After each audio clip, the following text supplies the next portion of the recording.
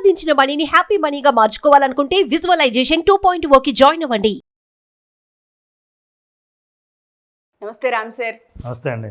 Happy money, ఎప్పుడైతే happy money visualisation concept మనం ready చేసామో కొన్ని ఎపిసోడ్స్ కూడా మనం చేస్తూ ఉన్నాం. లాస్ట్ ఏదైతే బ్యాచ్ జరిగిందో చాలామంది హ్యాపీ మనీ కాన్సెప్ట్ని అడాప్ట్ చేసుకొని చాలా హ్యాపీ ఫీల్ అయ్యి ఫీడ్బ్యాక్ ఇచ్చిన వాళ్ళు ఉన్నారు.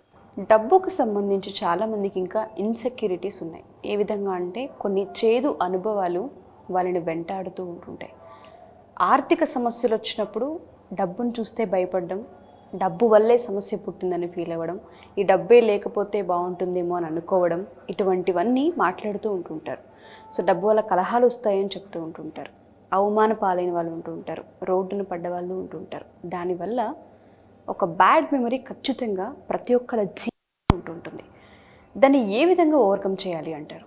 నిజంగా ప్రతి మనిషి జీవితంలో బ్యాడ్ మెమరీ ఉంటుందండి. యాక్చువల్గా చాలామంది ఈ బ్యాడ్ మెమరీని మన జీవితంలోంచి, మన ఆలోచనల్లోంచి తీసేయాలి. ఇట్లాంటిది ఏదైనా ఒక ఎరేజర్ ఉంటే ఎంత బాగుంటుందో అనిపిస్తూ ఉంటుంది. ఎందుకంటే గతంలోకి వెళ్ళలేం, వెళ్ళి ఆ జ్ఞాపకాన్ని తీసేసి చూడలేం. సో అది అలా చెరిపేస్తే బాగుంటుందని అనుకుంటారు కొన్ని మెమరీస్. అయితే ఇట్లాంటి మెమరీస్, ఈ జ్ఞాపకాలు మన అభివృద్ధికి సంబంధించిన లేదా మన జీవితంలో ముఖ్యమైన డబ్బు విషయంలో కనుక ఉంటే, ఆ జ్ఞాపకం ఎప్పుడు మనల్ని వెంటాడుతూ ఉంటే డబ్బు మన జీవితంలోకి రాకుండా చేయడానికి అది పెద్ద ప్రధాన కారణం. ఫర్ ఎగ్జాంపుల్, మనకి ఇట్లా బ్యాడ్ మెమరీ ఇట్లా ఎరేజ్ చేయడం ఉంటే ఎంత బాగుంటుందో అనుకుంటాం. So let us understand how to erase bad memory. మనకు అవసరం లేని, అక్కర్లేని, మనల్ని ముందుకు తీసుకెళ్ళని మెమరీని ఎలా తీసేయాలో మనం తెలుసుకుందాం. ఎందుకంటే ఈ మెమరీని ఎందుకు తొలగించాలో ఉంటే ఏమైంది అని అనుకుంటాం కదా. కానీ ఈ మెమరీతో సమస్య ఏంటంటే effects everyday behaviour and emotions. ప్రతిరోజు మన ప్రవర్తన, మన భావోద్వేగాలకు ముడిపడి ఉంటుంది. ఫర్ ఎగ్జాంపుల్ చూడండి, నేను చిన్నప్పుడు సినిమాలు చూస్తుంటే రావు గోపాలరావు ఏం చేశాడంటే, అప్పుడు ఒక సినిమాలో మెడకి ఆ కాలర్, నెక్ కాలర్ పెట్టుకొని ఉండేవాడు. పెట్టుకొని విలన్. ఆ రావు గోపాలరావుని చూసిన ప్రతిసారి నాకు అతను విలన్ కదా కోపం వస్తూ ఉండేది. అతను నెక్ కాలర్ పెట్టుకొని ఆ సినిమాలో పాత్ర ఉంది అది అలా. తర్వాత నాకు బయట ఎవరు నెక్ కాలర్ కనిపించినా రావు గోపాలరావు లాంటి వాడే అనుకుంటా. ఆ వ్యక్తిత్వమే అలాంటిది అనుకునే. వ్యక్తిత్వం అలాంటిదేనా? ఎందుకంటే అట్లాంటి వ్యక్తిత్వం ఉన్న వాళ్ళే ఇలా కాలర్ బోన్ పెట్టుకుంటారు. ఇది మనకు తెలియదు అనలైజ్ చేస్తే తప్ప. వాళ్ళ మీద మంచి ఇంప్రెషన్ ఉండదు, వాళ్ళతో సరిగ్గా మాట్లాడలేము, వాళ్ళ మీద జడ్జిమెంట్ తొందరగా ఉంటుంది. ఎగ్జాక్ట్లీ. ఇది నేను ఊరికే ఒక ఎగ్జాంపుల్ చెప్పాను, కానీ చాలాసార్లు మన లైఫ్లో కొన్ని మెమరీస్ని క్యారీ చేయడానికి, కొన్ని మనం ముందుకు వెళ్ళకపోవడానికి, కొన్ని నిర్ణయాలు తీసుకోకపోవడానికి, కొన్ని భావోద్వేగమైన బాధలు కలగడానికి కారణం ఏంటంటే అప్పుడెప్పుడో చిన్నప్పుడు మనకు కలిగిన మెమరీస్. ఒక ప్రయోగం చేశారండి, అట్లాంటి ప్రయోగం మనం ఒకటి చేద్దామని. మీకు ఒక ఏముంది అసలు మీ అనుభవం ఏంటో చెప్పండి. నేను ఏమి ఇచ్చాను, మీకు ఏం కనిపిస్తోంది? కప్పు కనిపిస్తుంది, కప్పులో 500 నోట్ ఉంది. ఒకసారి దాన్ని బాగా చూడండి. ఇప్పుడు మీరు కప్పు కింద పెట్టండి, రైట్, కళ్ళు మూసుకోండి. Now imagine coffee cup without 500 rupee note. అసలు నోటు లేకుండా కేవలం కప్పుని మాత్రం, మీరు చేతికి ఇచ్చిన కప్పుని మాత్రం, 500 రూపీ నోటు మాత్రం ఉండకూడదు. కప్పు మాత్రం గుర్తు తెచ్చుకునే ప్రయత్నం చేయండి. Yes, 5 4 3 2 1. Open your eyes. Only ఖాళీ కప్పు కనిపించిందా? నాకు అందులో కాఫీ పైనుంచి ఇది ఉన్నట్టే అనిపిస్తుంది తప్ప ఇది లేకుండా పిక్చర్ రావట్లేదు. మీరు చూశారు. సో చూసిన తర్వాత మెమరీలో ఒక ప్రయోగం చేశారు. ఇలాగే ఏవైనా 2 వస్తువులు అసోసియేట్ అయ్యి మెమరీలోకి వెళ్ళిన తర్వాత, ఆ తర్వాత మనం ఒకటి మాత్రమే చూడాలి అని అనుకుంటే బ్రెయిన్ సహకరించట్లేదు, 2 కలిపే చూపిస్తుంది తప్ప తీసి చూపించట్లేదు. నా అనుభవాలు, నా జ్ఞాపకాలు, నేను చూసిన దృశ్యాలు అన్నీ అసోసియేట్ అయ్యి రిజిస్టర్ అయ్యి ఉంటే, నేను ఎప్పుడైనా సరే అది వద్దు, ఆ జ్ఞాపకం వద్దు అని అనుకుంటే వీలు కావట్లేదు. నాకు ఆ జ్ఞాపకంతో పాటు భావోద్వేగాలు కూడా దాంతోపాటే వస్తున్నాయి. అందుకనే మీ మీద ఒపీనియన్ ఇతరుల మీద ఒపీనియన్, ఇతరులను ఎవరిని ఎలా చూడాలి, నేను ఎట్లాంటి నిర్ణయాలు తీసుకోవాలన్నిటి మీద అన్నిటి మీద ఇంపాక్ట్ ఎప్పటికప్పుడు చూపిస్తూనే ఉంటుంది. True sir. ఎస్పెషల్లీ డబ్బు మీద అయితే ఇంకా అది బలంగా ఉంటూ ఉంటుంది. అప్పు తీసుకున్న డబ్బు కావచ్చు, అప్పు ఇచ్చిన డబ్బు కావచ్చు, లేదా లాస్ అయిన సిచ్యుయేషన్ కావచ్చు, వ్యాపారంలో చూసుకున్నా, ఏదైనా బిజినెస్లో చిన్న చిన్న వాటిలో చూసుకున్నా డబ్బుతో ముడిపడి ఉంటుంది. ఎప్పుడైతే డబ్బు పైన ఎఫెక్ట్ పడుతూ ఉంటుందో అదొక చేదు అనుభవంలో మిగిలిపోతుంటుంది. ఇవ్వాలన్నా, ఇన్వెస్ట్ చేయాలన్నా వెనకాడుతూ ఉంటాం. ఎందుకంటే పరిస్థితులు మారి ఉంటాయి, అయినా మీ నిర్ణయం మన పద్ధతి మారదు. ఆ విషయంలో షాపింగ్ చేసేటప్పుడు కానివ్వండి, ఇన్వెస్ట్ చేసేటప్పుడు కానివ్వండి, డబ్బులు సెక్యూరిటీ ఉంటుంది ఖచ్చితంగా, ఎప్పుడు ఉంటుంది. ఎందుకంటే చిన్నప్పుడు మనం ఎప్పుడైనా సరే ఈ జ్ఞాపకాలన్నీ మెమరీలో మనీ ఇంజురీస్ ఉంటాయి, ఆర్థికపరమైన గాయాలు రిజిస్టర్ అయిపోయి ఉంటాయి. అందుకే ఆర్థికపరమైన గాయాలు ఉన్నాయి కాబట్టి ఇప్పుడు ఏదైనా నేను నా ఇష్టమైన వస్తువు కొనాలన్నా, నేను డబ్బును ఆకర్షించాలన్నా, డబ్బు కావాలనుకున్నా, డబ్బు రావాలనుకున్నా ఈ భావోద్వేగం అడ్డుపడుతూ ఉంటుంది. మీ మనీ ఫ్లో ఆగడానికి, అది హ్యాపీ మనీ కాకపోవటానికి, మనీ హ్యాపీగా మీ దగ్గరికి రాకపోవడానికి కారణం ఇలాంటి మెమరీయే. మీరు ఖచ్చితంగా అనలైజ్ చేయలేరు ఏ మెమరీ అని, కానీ డబ్బు మీద ఉన్న మీకున్న అభిప్రాయం ఏదైతే ఉందో అది కేవలం ఈ మెమరీ వల్లే వచ్చు. అందుకే పిల్లలు ఎప్పుడైతే అట్లాంటి అనుభవం ఎదురైనప్పుడు ఇలాంటి పరిస్థితి వస్తుందో వాళ్ళు అప్పటికి ఆ జ్ఞాపకం రిజిస్టర్ అయి ఉంటుంది. ఇప్పుడు మనం ఏం చేయాలి? Detach from stories that keep you stuck.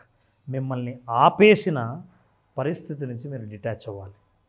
Detach అవ్వాలి అంటే ఏ ఎమోషన్ అయితే మమ్మల్ని బాధ పెడుతుందో, మనల్ని తీవ్రంగా పరిగణిస్తున్నామో, ఏ భావోద్వేగం అయితే, అంటే కోపం, నమ్మకూడదు మనిషిని, డబ్బు పోతుంది, అమ్మో ఇందులో పెట్టకూడదు, ఇదైతే నమ్మటానికి లేదు, ఇట్లాంటి జ్ఞాపకాలు ఏవైతే వచ్చాయో ప్రతి మీ జ్ఞాపకానికి, ఆర్థిక గాయానికి వ్యక్తితో కూడా కనెక్షన్ అయి ఉంటుంది.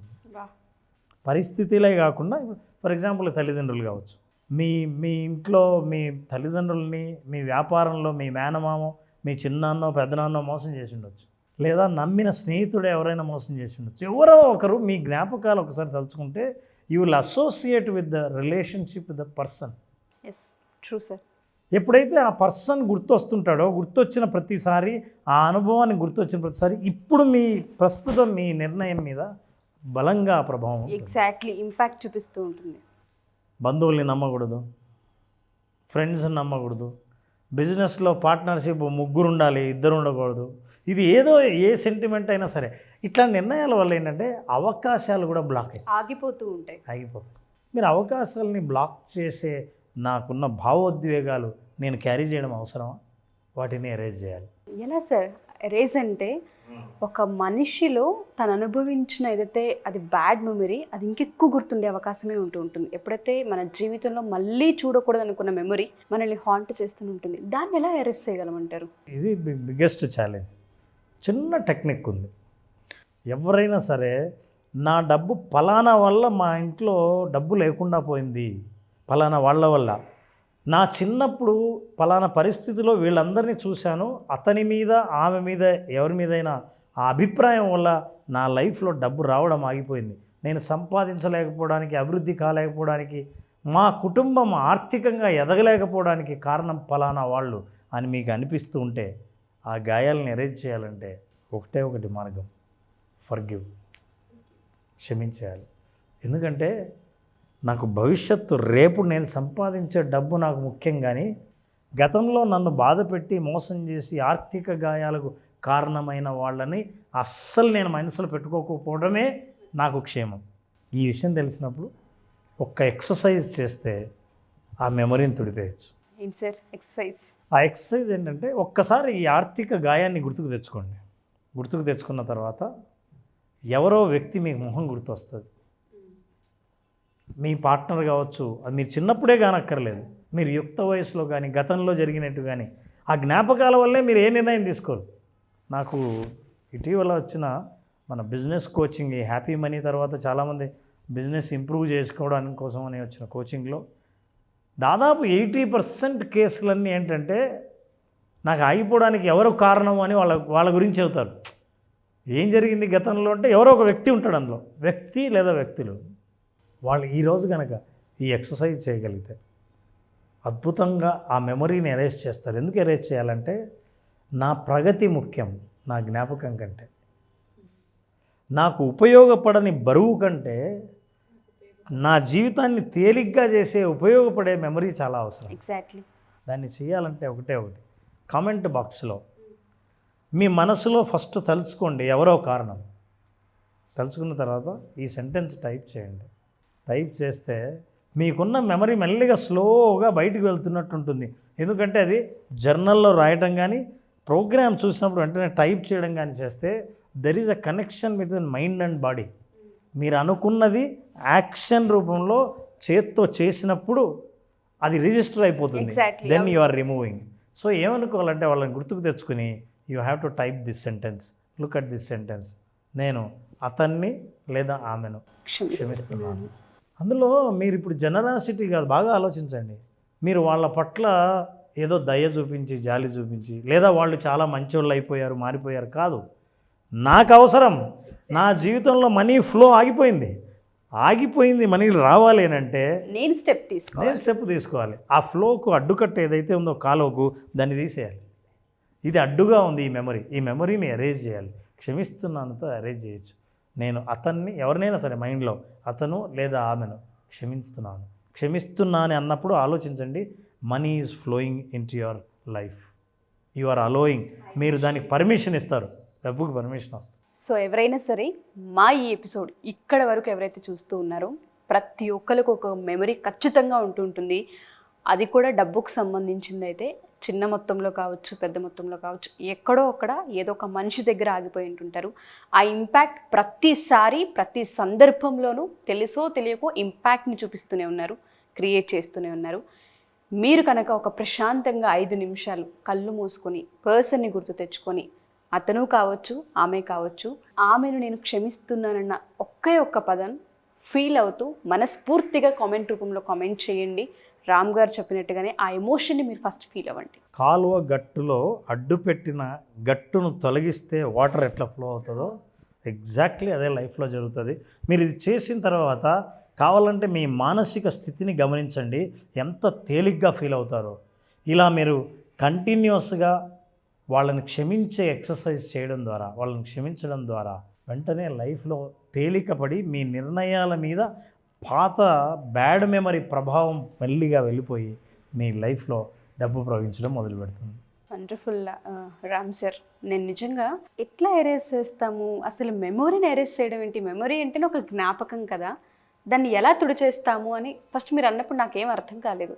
అసలు ఏం చెప్తారు, కంక్లూజన్ ఏంటి అని నేను ఎదురు చూస్తూ ఉన్నాను. ఎందుకంటే ఎవరు మద్దతులని చెప్పండి, ప్రతి ఒక్కరికి ఎక్కడో అక్కడ ఏదో ఒక టైంలో దెబ్బ పడే ఉంటుంది. పడకుండా అయితే అసలు బయటికి రాము, లైఫ్లో ఆ సిచ్యుయేషన్ లేకుండా ఎవరికి ఉండదు కూడాను. దానివల్లే కొన్ని సందర్భాల్లో జాగ్రత్త పడవచ్చు, అతి జాగ్రత్త పడవచ్చు. దానికి ఒక సైంటిఫిక్ రీజన్ ఉందండి. నేను ఒక్క క్షణంలో చెప్తాను సైంటిఫిక్ రీజన్ ఎందుకు అది ఎరేజ్ అవుతుందని. మీకు జ్ఞాపకం రిజిస్టర్ అయినప్పుడు అది నెగిటివ్ ఎమోషన్, నెగిటివ్ ఎమోషన్ అంటే బాధ, కోపం, ద్వేషం, ఇట్లాంటివన్నీ నెగిటివ్ ఎమోషన్స్తో రిజిస్టర్ అయి ఉంటాయి. కాబట్టి మీ డబ్బు ఫ్లో ఆగిపోయింది. ఇప్పుడు ఏం చేస్తాం అంటే ఎరేజ్ చేయడం కోసం దాన్ని నేరుగా ఎరేజ్ చేయలేరు, దానికి ఇంజెక్ట్ చేయాల్సింది ఒక పాజిటివ్ ఇంజెక్షన్ ఇస్తాం. నేను మిమ్మల్ని క్షమిస్తున్నాను అన్నప్పుడు పాజిటివ్ ఎనర్జీ అందులో పోతే నెగటివ్ ఎనర్జీ డిఫ్యూజ్ అయిపోతుంది. అంటే అచ్చా వాళ్ళని క్షమించేది, ఇంకా వాళ్ళ గురించి అనవసరం, మనకు కావాల్సింది ముఖ్యంగా మన ఫ్లో ఆగిపోయింది అని ఎప్పుడైతే ఆ తేలిగ్గా ఆ ఉదార స్వభావం మీరు ఎప్పుడైతే చూపించారో అది డిఫ్యూజ్ అయిపోతుంది, అట్లా ఎరేజ్ అయిపోతుంది. మన ఎమోషన్ ఎప్పుడైతే తేలిక చేసేస్తూ ఉంటుంటామో వైబ్స్ కూడా ఆ విధంగానే సపోర్ట్ చేస్తుంటాయి, యూనివర్స్ కూడా ఆ విధంగానే సపోర్ట్ చేస్తూ ఉంటుంటుంది. Wonderful Ram sir. చాలామంది క్లాసెస్ అడుగుతూ ఉన్నారు, ఎప్పుడున్న అవకాశం ఉంటుందా? నారాజు జూలై 12th క్లాస్ స్టార్ట్ చేస్తున్నాం. చాలామంది అడుగుతున్నారు 5 days సెషన్లో. ఈ 5 days సెషన్లో అసలు మనిషి ఏమీ లేని స్థితి నుంచి ఉన్న స్థితి నుంచి ఉన్నత స్థితికి చేరడం కోసం, ఆర్థికంగా ఉన్నత స్థితికి చేరడం కోసం ఉన్న వనరులను ఎలా ఆలోచించాలి, ఎట్లా మనం ఆర్థికంగా ప్రగతి సాధించాలి, ఆర్థిక స్వాతంత్రాన్ని సాధించాలి తెలుసుకోవాలనుకుంటే విజువలైజేషన్ 2.0 హ్యాపీ మనీని, మీ మనీని హ్యాపీగా మార్చి హ్యాపీ మనీని మీ దగ్గరకు చేర్చే మార్గాలు తెలుసుకోవాలనుకుంటే ఈ ప్రోగ్రామ్ అటెండ్ అయిన వాళ్ళకు ఖచ్చితంగా విజువలైజేషన్ 2.0లో ఎక్స్పీరియన్స్ అవుతారు. జూలై 12th నుంచి బ్యాచ్ స్టార్ట్ అవుతుంది.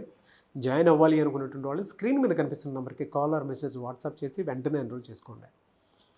మీ దగ్గర డబ్బు నిలవాలి అని అంటే దానికి ఒక ఎమోషన్ కావాలి. ఆ పర్ఫెక్ట్ ఎమోషన్ ఏంటి, ఎందుకు నా దగ్గర డబ్బు నిలవట్లేదు, నా బ్రెయిన్ బ్యాంక్ బ్యాలెన్స్ వైపుకి ఎందుకు వెళ్ళట్లేదు అనుకున్నటువంటి వాళ్ళకి సరైన సమాధానం దొరికేటువంటి ఒకే ఒక class visualisation 2.0 happy money. So వెంటనే ఎన్రోల్ చేసుకోండి. Anyways thank you sir, thank you so much Ram గారు. Thank you Ram, thank you. Suman టీవీలో మీ పర్సనల్ అండ్ బిజినెస్ ప్రమోషన్స్ కోసం కింది నెంబర్కి కాంటాక్ట్ చేయండి.